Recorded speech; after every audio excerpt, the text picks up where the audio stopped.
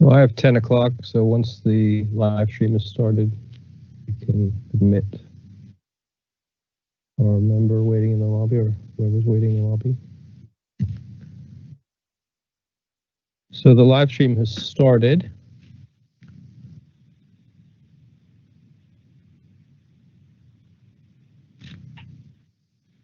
Good morning. Is that Mr. Mitchner on the line with us? Good morning, it is indeed, sir. Good morning, Mr. Mitchner. My name is Jesse Foote. I'm the Cornwall Councillor for St. Germans and Landulph Division. Welcome to the meeting. I'll be chairing the meeting today.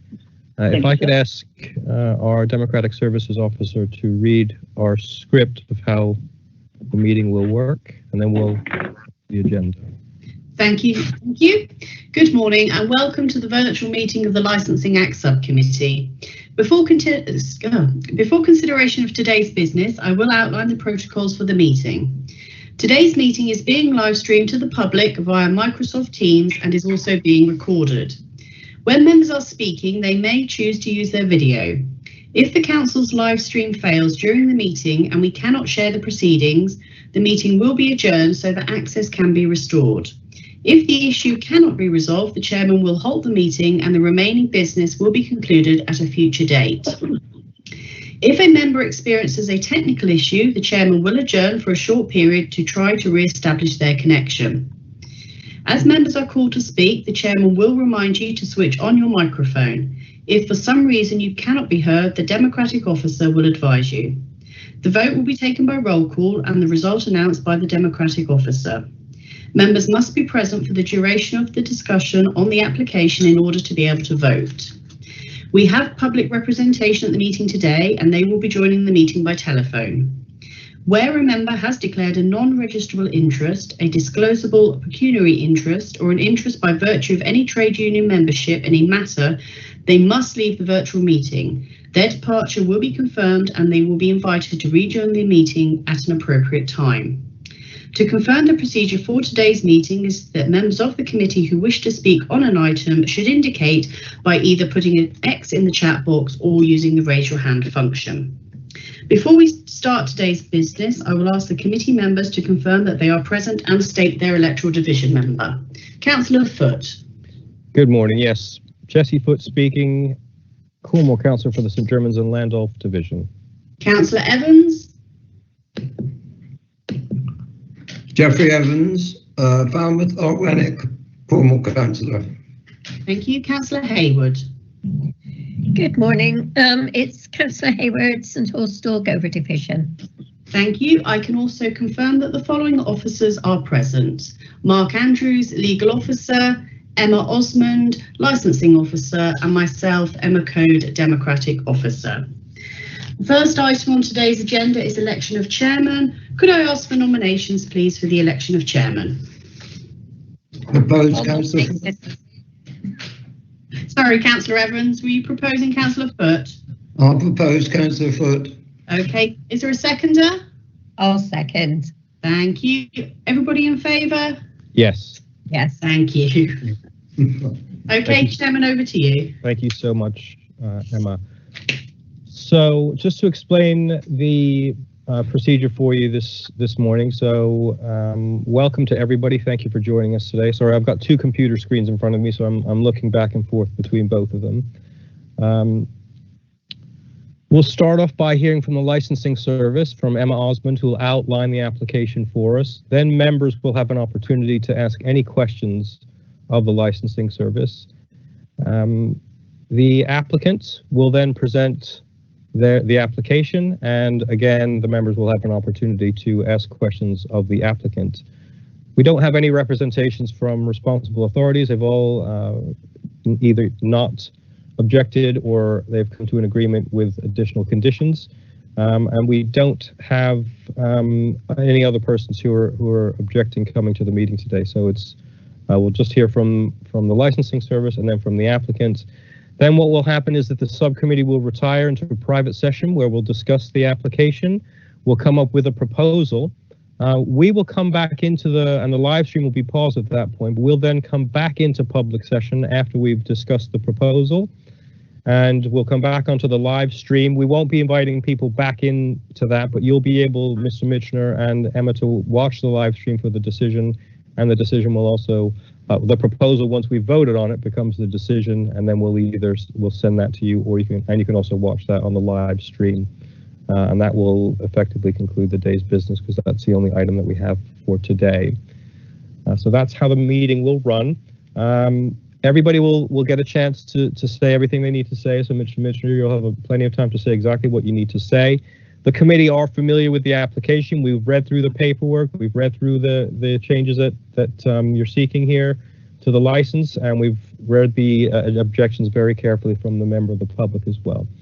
So our second item on the agenda is apologies for absence. We don't have any of those because we're all here. Do I have any declarations of interest, which is item number 3 on the interest? Any declarations of interest from any of the councillors, members on the call right now? I will take that silence as a no. The only other thing that I'd like to mention before we get started is that if we are still in session at 11 o'clock, I would like us to observe 2 minutes silence for Remembrance Day. Okay, so I will be keeping an eye on multiple clocks, and if we are still discussing things, I would ask that we would pause and observe that 2 minutes silence. Okay, so now to item number 4 is applications for consideration. We have an application to vary a premises license for the Spar, Boscaswell stores in Pendine and Penzance. And if I could ask Emma Osmond, our licensing officer, to outline the application for us, please. Good morning, Chairman. An application has been received from Licensing Solutions, an agent on behalf of Wessex Retail Limited, for the variation of a premises licence for Spar Boscaswell stores Pendine, TR197DN.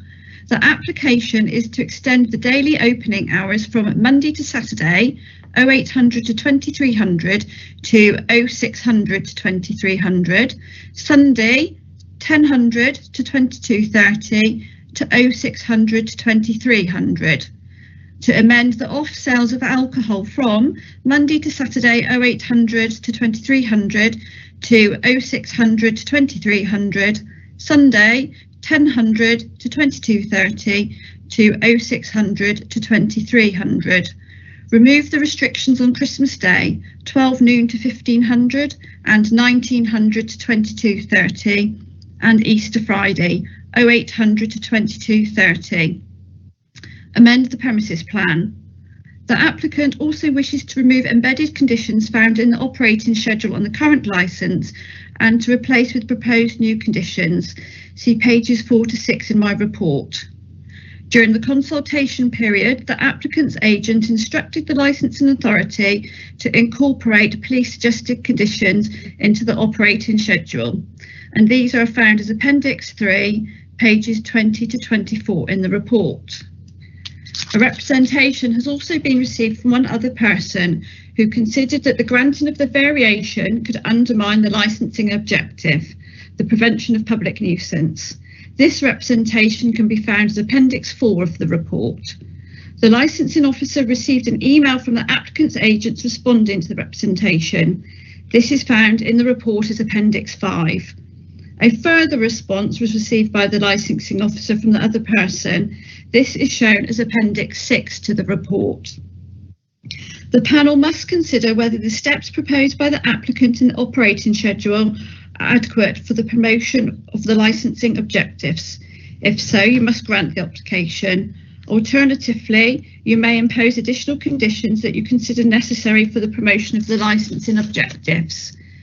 If additional conditions would not make the operating schedule adequate and it is necessary for the promotion of the licensing objectives, part or all of the application may be refused.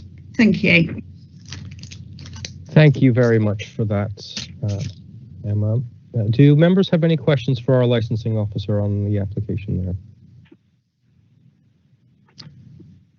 I'll take that. No question. No question. Thank you, Jeffrey. Thank you. That's much appreciated. No questions, Chairman. Thanks. Thank you, Councillor Hayward.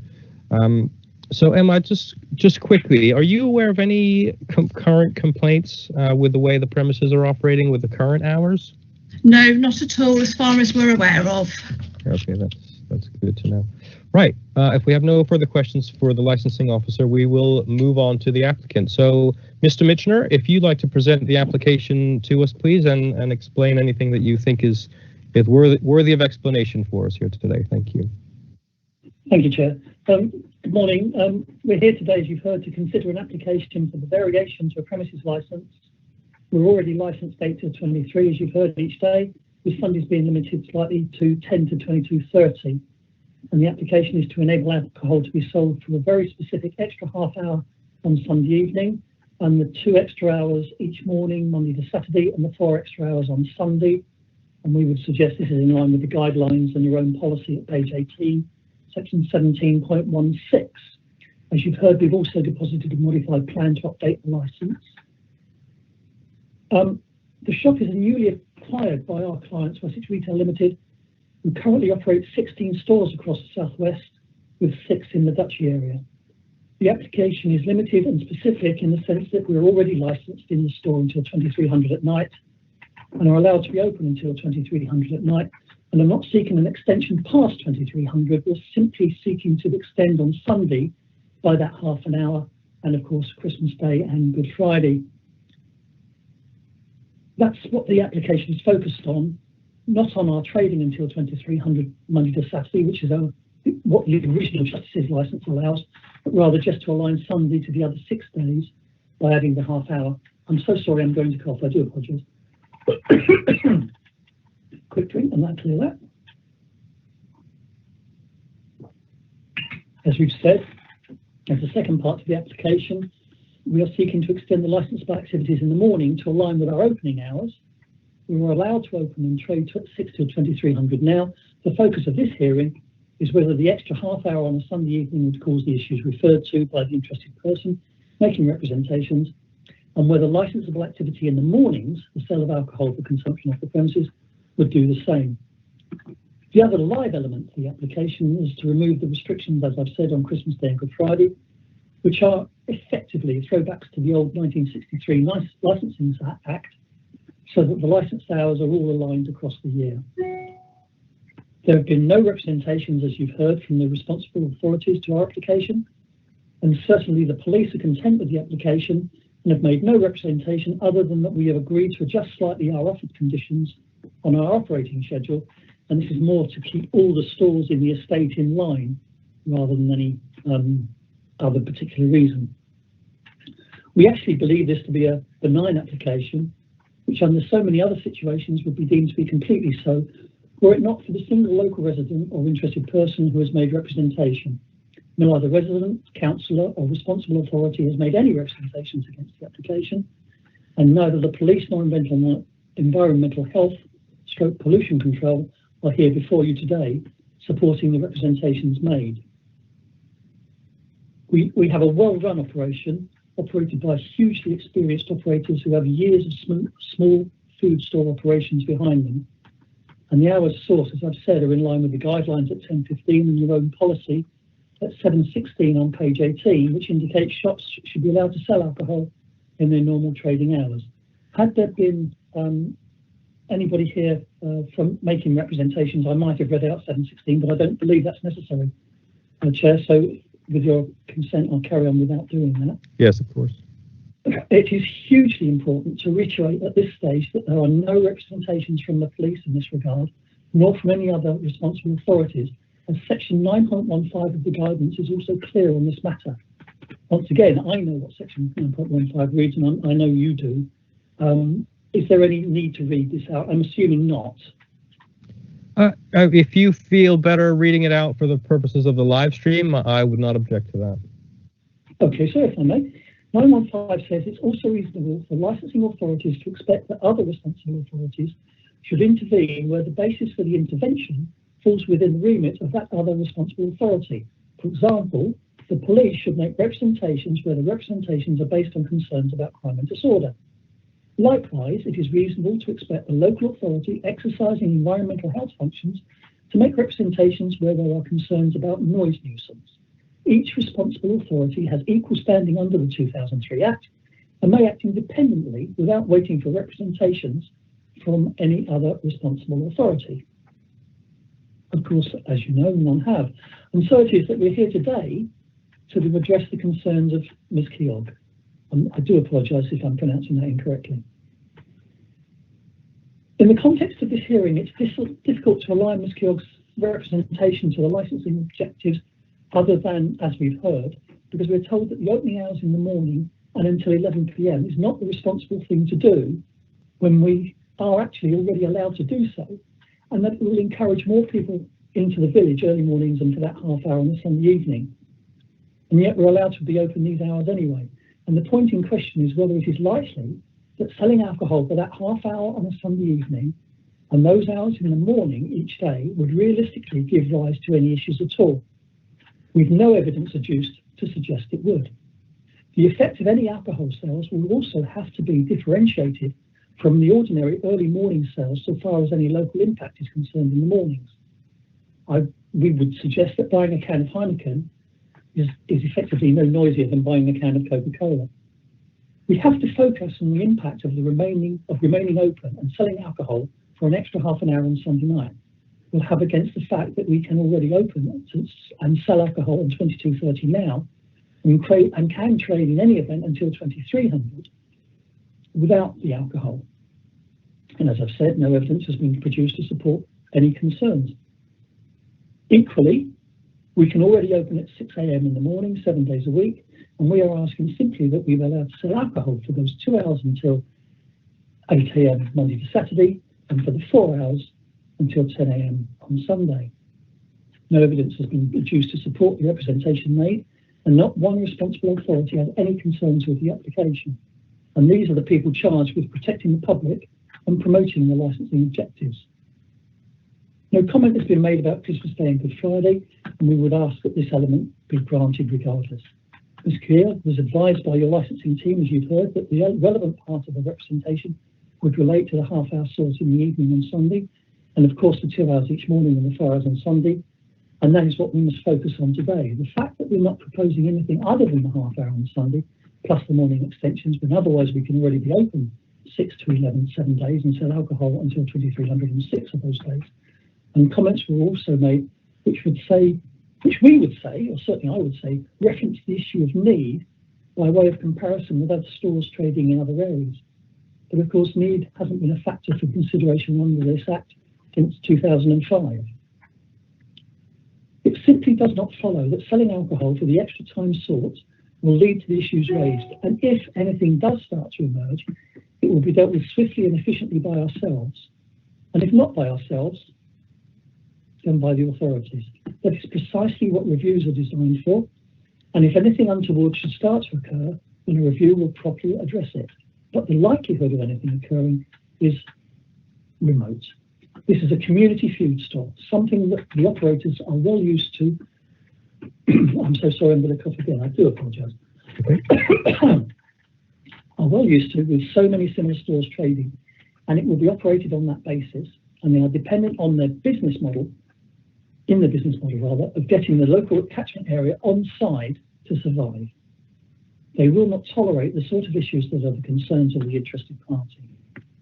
The guidelines are also clear that representations made, if they are to be supported, must show a causal link to the application sought and be supported by evidence. There is no causal link, nor importantly, any evidence adduced by any party, and there is no support for the representations from the responsible authorities. And this is important because of 9.12 in the guidelines.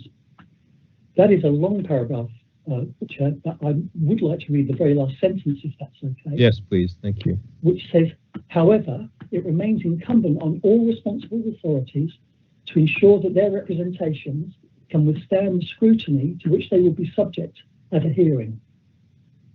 The Act and the guidance are clear that the applicant has a responsibility only to sell alcohol to people of age and who are not drunk, and to those purchasing for people under the age of, of people under age or under the influence of drink or drugs. But equally, the Act, guidance at 2.21, and your policy are clear that the applicant cannot be held responsible for the actions of customers when they've left the premises, but nothing is alleged in the hours sought in any event. That said, we are aware of our social responsibilities, and your policy, as well as the guidelines, and will strive to ensure that any issues that we may have influence over are addressed. And this will specifically include the provision of notices requesting that customers leave the premises quietly, per guidelines at 2.21. Also, whilst these matters have not been raised in any way by way of representation, for your information, all of the staff are individually trained in the sale of alcohol and have to take a written test to prove their understanding of the responsibility placed upon them and authorised to sell alcohol, and they're not allowed to do so until they have been so trained and authorised, and that's actually embodied in the Act. This authority is in writing per guidelines, and subsequently at no more than 6 monthly interviews, staff are retrained, retested in writing, and then reauthorised in writing to continue selling alcohol. A refusals log is maintained at the site, and the Challenge 25 procedure is also embraced fully, with records kept in the refusals book of the pass of this process when refusals occur. And the store also benefits from a CCTV system. All of this is embodied in the conditions agreed with the police, but we already do it all. But this KIOG is not alleging for operation of the premises, or that we will be doing anything when, or actually that there are any issues there now. It is a fear of what may happen, not supported by any evidence per the requirement of standing up to scrutiny at a hearing, reference 9.12 above. And more importantly, those fears are relevant to the application in the first place. The case of Thwaites is very important in this regard, particularly at paragraphs 55 and 63, because no evidence has been adduced, and indeed no specific concerns have been raised in the representation as made and then repeated in the second email. So it is that the consideration has to be made about specifically what is being applied for, and based solely on evidence that was provided in the representation, with no representation or evidence from the police. And realistically, we must deal with the matter not on what we know or feel or even what we want to do, but rather what is with exactly what is before us today. That is an application to extend the hours for the sale of alcohol for very specific hours, in line with your policy, with no evidence against the application, as there is none, for the very specific hours sought. And that's the application, sir. Mr. Commissioner, thank you so much for a very thorough statement there, and you've addressed a couple of things that I was going to ask you about. But I'm going to go to members now. So Councillor Evans or Councillor Hayward, do either of you have any questions for Mr. Mitchner right now? No, I don't have any, Chairman. Thank you. Thanks, Councillor Hayward. No, I don't have any either, Mr. Chairman. Well, thank you, Councillor Evans. Even though you did address these in your statement, I'll just ask them anyway for the benefit of the live stream, really. So the representation from Mrs. Keogh, I'll go with your pronunciation because I'm not sure. Or you said Keogh. I was going to say Keogh. So Keogh, I'm not sure. She's one of her statements is that it's a quiet village. By changing the opening hours of the shop, it's likely to change the dynamic of our peaceful community and will indirectly affect village life. I feel like you've already addressed that in your statement, but wonder if you had any further comments on that at all. Not really, sir. I'm sorry. I hate it when representations are made and then the people who are making the representations can't be here, because effectively we have to make the representation for them. Yes. And then rebut it, yeah. Which is actually more difficult, can you believe? Indeed. I personally have been a retailer since 1974, and I have my own store, which I've now, because I'm getting on a bit now, as you can appreciate from that date. So I now rent it out to somebody. But that store opens at 5:30 in the morning. We're licensed until 11. We choose to close at 8 in the evening during the winter, and we punch that out to 10 or even 11 on particular nights during the summer, because it's based on local village demand. We have 1,800 people in that village, and there is another store that trades the same hours. These small stores, they need to have a level of trade that sustains the business, but it's usually quite well received in villages that people have a go-to point for what they need. Certainly, my store is very similar to this site. I know this area quite well because of holidays and such like. It doesn't have the effect that is being described in the representation. But equally, I would just make the point, we're already licensed until 11. Yes. And we're addressing, can we is there likely to be an issue on that Sunday night for that half an hour? And is there likely to be an issue in the morning? And my store opens at 5:30. Several of the stores within this company's estate, well, virtually actually nearly all of them open at 6 o'clock. At the moment, this one's opening at 6:30, and I have to say it's closing at 9 o'clock at night as well, because we've only just taken it over. And we've been presented with a situation where potential customers have left Cornwall now because they've all gone home. There's not very many holidaymakers down there now, and with COVID and everything else, it's making it more difficult to trade. So we're tending now to close the stores at 10 o'clock. Okay. But in the spring and the summer next year, we're hoping that we can push it out to meet demand, and that's effectively what the whole thing is about, within the parameters of what we're allowed to do by the Licensing Act. That's fine. And you've actually just answered my second question, which was from Mrs. Keogh's second email, which was basically saying the shop currently is only open until 9, not 10 p.m. So you've already answered that question for me. So I appreciate that follow-up statement. I don't have any further questions for you today, Mr. Mitchner, but I do want to read that that little statement from our own policy, again, the 716 on page 18, which basically says, unless there are good reasons for restricting hours of operations, shops, stores, and supermarkets will be permitted to sell alcohol for consumption off the premises at any times when the retail outlet is open for shopping. So that's part of our policy. You're fully aware of that.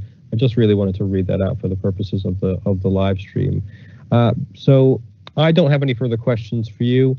Do members have any further questions for Mr. Mitchner or for our licensing officer or for our legal officer? I don't, Chairman. Everything's been very clear. Thank you. Thank you, Councillor Hayward. No, Mr. Chairman. Thank you. Very clear. Thank you, Councillor Evans. That's brilliant. Thank you. Do you have any questions for us at all, Mr. Mitchner? Otherwise, we're going to retire into private session, discuss the application, come up with a proposal, and then we'll come back to the live stream to vote on the proposal, and that will be the decision of the committee today. No, I don't, sir. Thank you very much. Although may I thank you all for your time this morning. Well, thank you for your very detailed and thorough statement, and thank you for your time this morning. So if I could ask our Democratic Services Officer to read our statement to go into private session, please. Thank you, Chairman. Resolved that under Section 100A(4) of the Local Government Act 1972, as amended, the public be excluded from the meeting for the following item of business on the grounds that it involves the likely disclosure of exempt information as defined in paragraph 5, information in respect of which any claim to legal professional privilege could be maintained in legal proceedings, and that proceedings apart from the resolution passed shall remain confidential. Could I ask for a proposer, please? I'll propose. Is there a seconder? Second. Thank you. Everybody in favour? Yes. Yes. Thank you. Okay, I shall ask that the live stream producer now pauses the meeting and that any officers, the applicant or other persons actually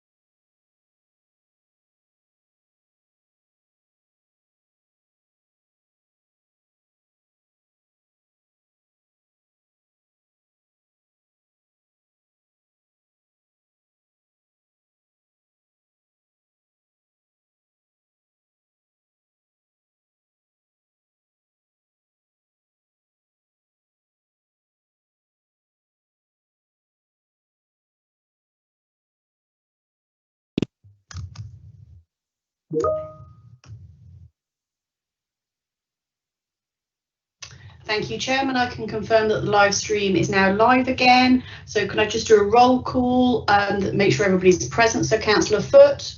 Present. Councillor Hayward. Present. Councillor Evans.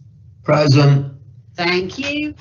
So could I ask for a proposer to move back into the public session, please? I'll propose that we move back into public. I'll second. Thank you. Everybody in favour? Yes. Yeah. Yes. Thank you very much. Thank you, Emma. So thank you, everybody, and welcome back to our live stream. I'd like to ask our legal officer, Mark Andrews, to read out the proposal, please. Thank you, Chairman. Mark Andrews from Legal. Can you just confirm you can hear me? Just before I start. I can hear you, yes. Excellent. Thank you very much. So the proposal is as follows. Arising from consideration of the report, the evidence and submissions from all parties having regard to the statutory guidance, the Council's policy and the Licensing Act 2003, the application to vary the premises licence under the Licensing Act 2003 for the Spa Penzance be granted subject to those conditions agreed with the police prior to the hearing and set out in the report. Dealing with the various points raised in the representation. 1. Members noted the representation received from the other person in respect of the prevention of public nuisance licensing objective.